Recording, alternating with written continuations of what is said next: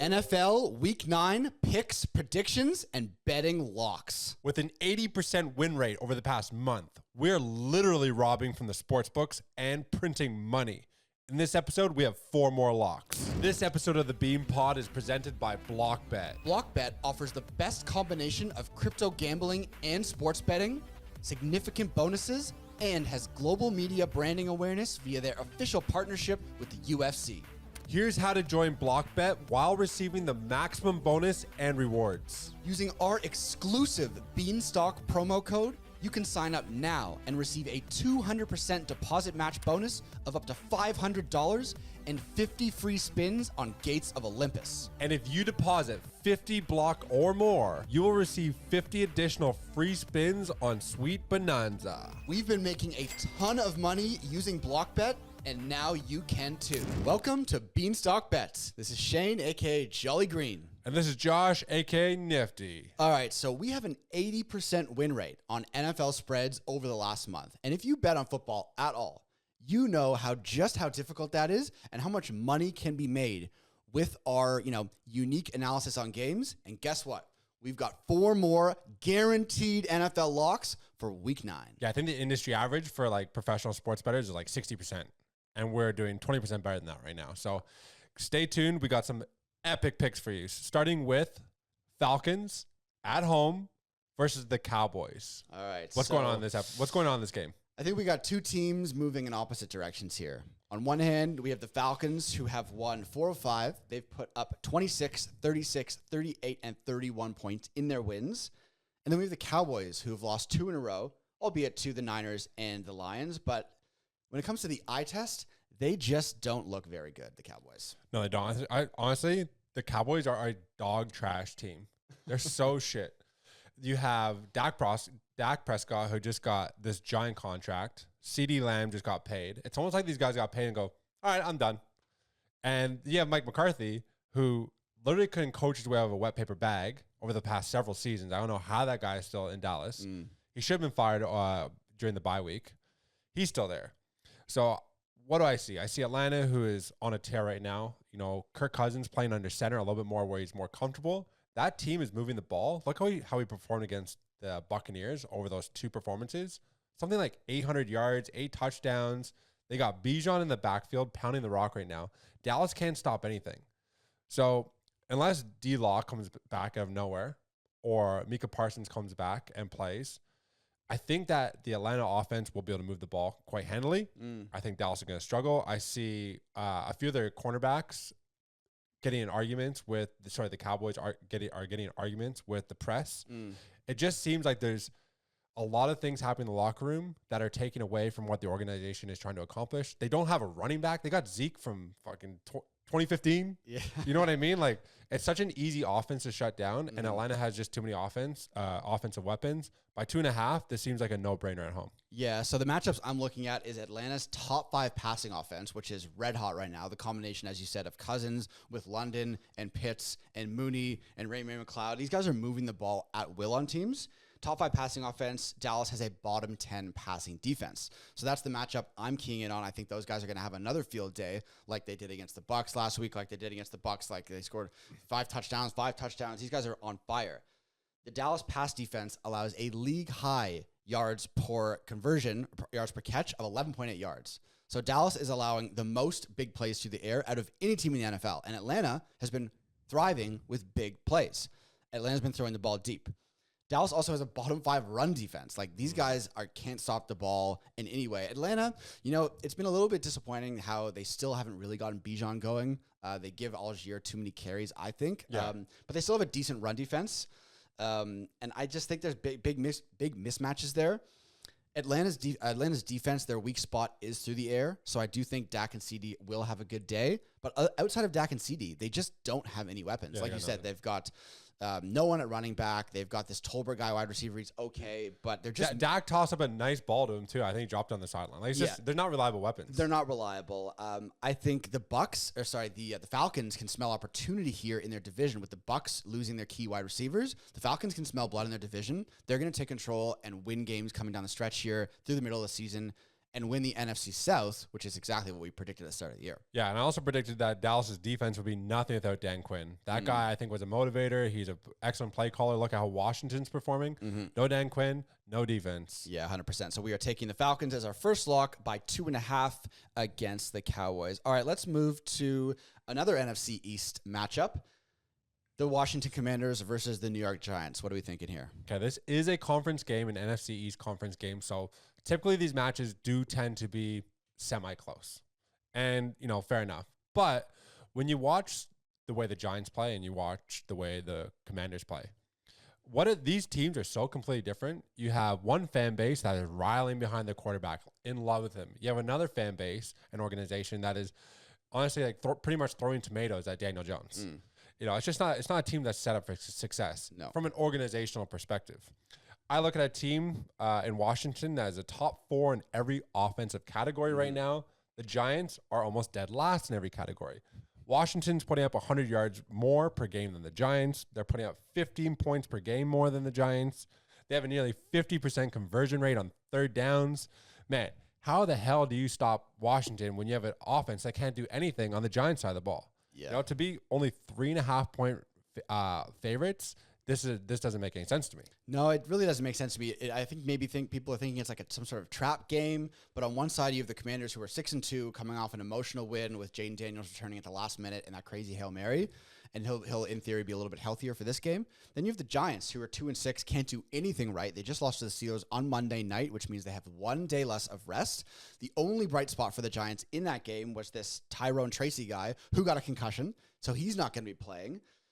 The Giants, I think the playbook here for the Commanders is set. They already beat the Giants by 3 earlier in the year in Jaden Daniels' first NFL win, but I think the Commanders are a much better team than they were in week 2. I think they're really growing into themselves. The playbook here, I think it's going to be very similar to what we just saw the Steelers do to the Giants on Monday Night Football. The Giants give up a league-high 5.4 yards per carry on the ground. The Commanders have one of the best run games in the league. Between Brian Robinson, Austin Eckler, and Jaden Daniels on the ground. They're going to do the same thing that the Steelers just did on Monday night. They're going to pound the ball. They're going to run the clock out. They're not going to give the ball to Daniel Jones. Not that he's too much of a threat, but I just don't think that the Giants have any near the defensive capacity to stop this run game. Jaden Daniels does need to play hero, just like Russell Wilson didn't have to play hero last night. I think it's going to be a carbon copy. I think the Steelers won that game by like 9-10 points. I think the Commanders are going to go into New York. Commanders are 6-1-1 against the spread. Yeah. People are continuing to fade the Commanders. The Giants are 2-5-1 against the spread. The Giants are 0-4 at home. One team stinks. One team's great. I think the Commanders definitely cover the spread here at 3.5, whatever it is. I think they win this game by a touchdown. Yeah, my favorite coach, Dan Quinn, too, also coached in Washington. He's played a ton of games against the Giants. He knows how to handle it. So we like the Commanders there as 3.5 point favorites. 100%. Just so you guys know, we are making these bets on Block Bet. We do have a referral link in the description. These are odds that can't get matched anywhere else when you do the parlays. We've done comparisons. We've made the exact same bets on Bet365, done on Block Bet. This Block Bet is literally paying you hundreds, if not thousands of dollars more than any other platform due to their bet boost that they offer, which is it's like an incredible boost. Yeah, for sure. And because we're partnered with them, our 4 weekly locks every single week, when you combo them up into one multi-bet boost, you get, so if you bet $100 and pick all 4 of these games on Block Bet, you'll get, for example, $2,000. Yeah. But if you use Bet365 or DraftKings, you might only get $1,500. So you're literally leaving money on the table by using any other sports betting platform. So get onto BlockBet, use our link in the description. You get a crazy bet bonus, deposit bonus as well. Yeah, it's up to like $5,000 or something. Yeah, for free sure. money. All right, next game, we have the Rams on the road in Seattle. Originally, I think earlier in the week, the Rams were underdogs, and we liked them as underdogs, but the lines have shifted a little bit. Now they're 1.5 point favorites. Yeah, 1.5 point favorites. Like, I got to say, when the Rams are healthy, they're one of my favorite teams to watch. I love watching this offense with Stafford, Puka Nacua, Cooper Kupp, and Kyron Williams. Man, these guys are hard to stop. And it's funny because a week or two ago, they were like, oh, their season's over. They're going to trade Kupp. Then both guys come back. They look great against the Vikings. They beat the Vikings in a big upset there.